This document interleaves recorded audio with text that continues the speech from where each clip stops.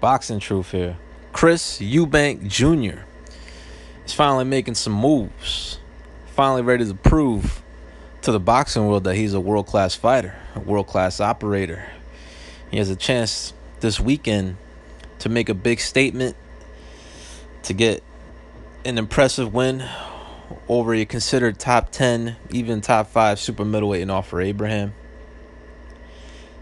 And Eubank Jr. is in prime position to not only get an emphatic win over a considered world-class opponent, but also enter a tournament that a lot of his doubters, I'm sure, did not think he would enter, or he would even consider participating.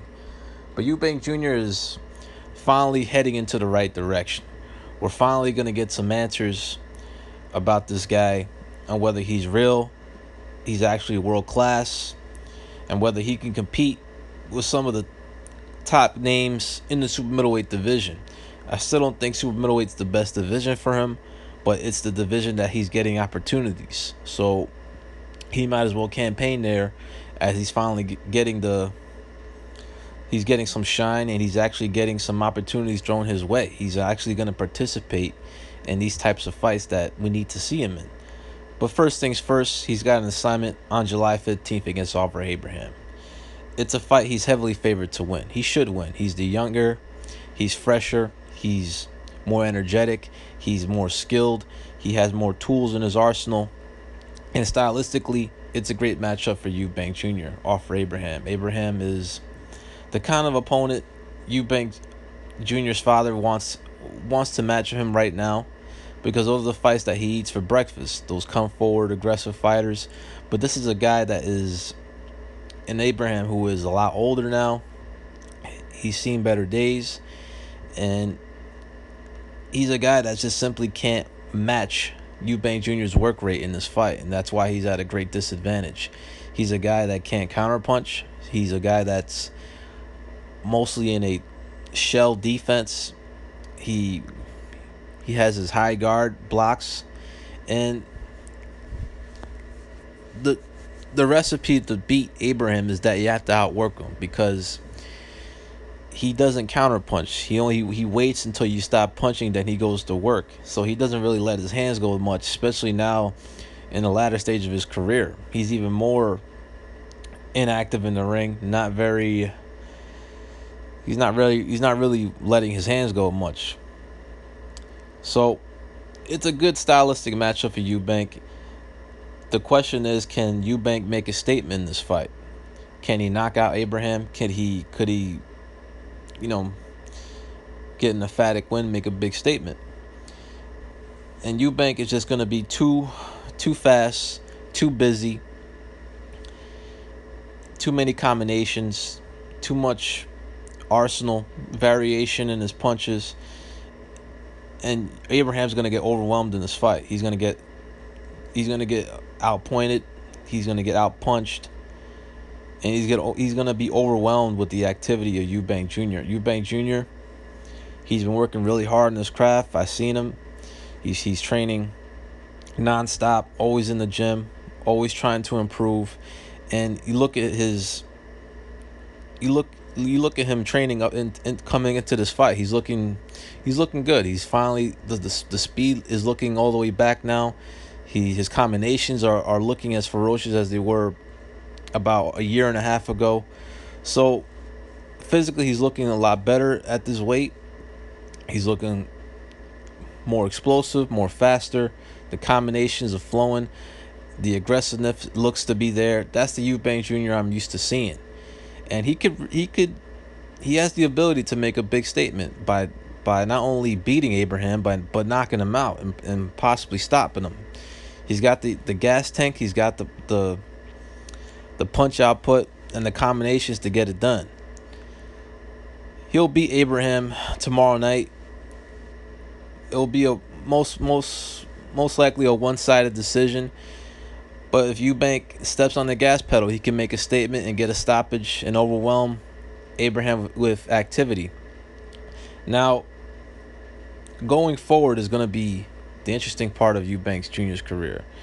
He's going to get this fight with Abraham out of the way. It'll be a it'll be his coming out party. He'll finally have a world class name under his belt, on his resume, and then he's gonna go move into bigger, better things, and that's of course the World Series, the World Boxing Super Series for the super middleweight tournament that's gonna be held later this year in September. The quarterfinals will start, and Eubank already has an opponent. It's pretty funny that Senior did the cherry picking for him, and he chose the opponent that is best for his style. And he chose this Turkish guy, but who is a world-rated contender, a guy named Avni. He's undefeated, 16-0, 10 knockouts, I believe. And he's the perfect opponent for the first quarterfinal matchup for Eubank Jr. in his first fight into this tournament. He's a come-forward fighter, aggressive. He's there to be hit, but he's pretty strong. He's got some power. It's not exactly the most easiest fight in the world, but stylistically, it's a fight that really favors Eubank Jr. So these are good two opportunities upcoming for Eubank Jr. in his next two fights. He's got two tailor-made guys that he'll fight. One in Offer Abraham and one in this Turkish guy in his quarterfinal matchup in the Super Series.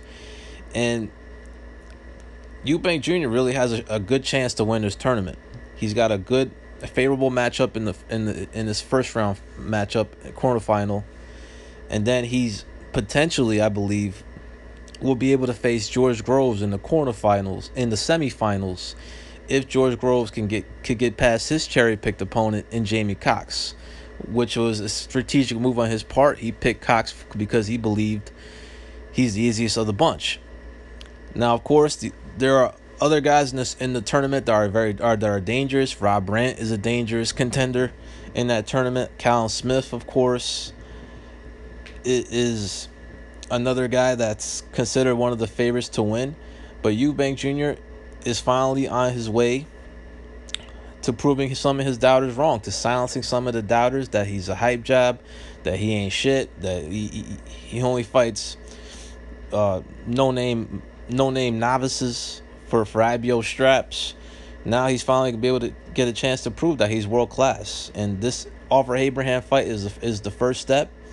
Then he'll move on to bigger and better things. He should win against Abraham, and he should beat his quarterfinal matchup against the Turkish guy, who is an undefeated guy, a world-rated contender. And he'll potentially face George Groves in the semifinals, and that will be his first true test when it comes to this top level, in the top level of the super middleweight division. So I'm happy where Eubank Jr. is at right now. I'm liking the moves he's making. He's going in the right direction. Hopefully no bullshit occurs. Say he goes into the tournament and then pulls out after one fight. Hopefully he tries to win the tournament, and he has a good chance to win.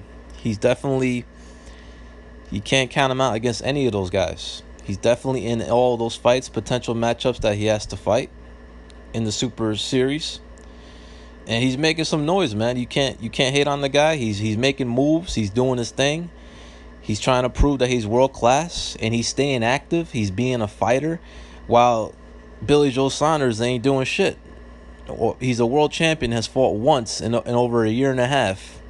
He's inactive, irrelevant. Nobody talks about him. Eubank is making headlines. He's making moves, and now he's on his way to proving that he is legitimately a world-class fighter. This is Boxing Truth. I'm out.